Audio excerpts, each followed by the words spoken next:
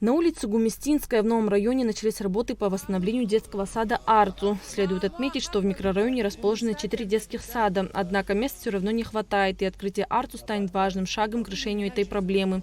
Как отметил заместитель главы администрации города Сухум Автандил Сурманидзе, детский сад не функционировал все послевоенные годы, и его восстановление является приоритетом для местных властей.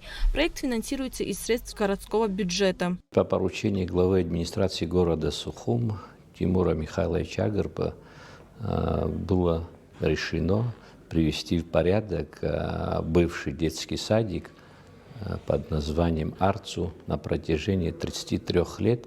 Там не было у нас детского садика.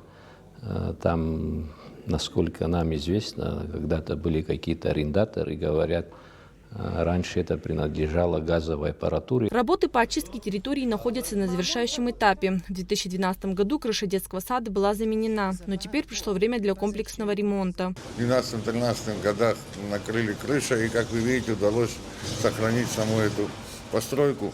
Что касается открытия нового детского сада, это большое подспорье для жителей. Все с энтузиазмом, с радостью эту новость восприняли. И после войны, как я уже сказал, он был весь заросший, не функционировал.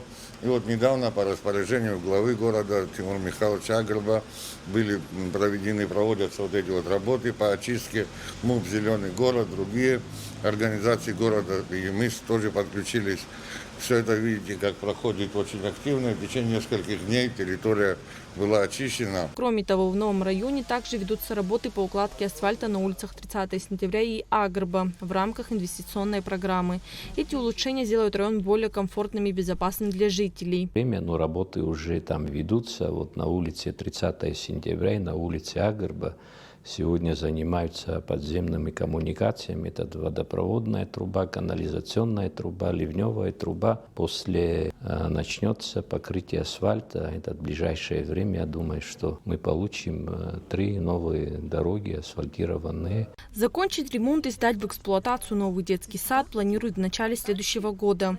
Дошкольное учреждение будет соответствовать всем современным требованиям и сможет принять 120 детей.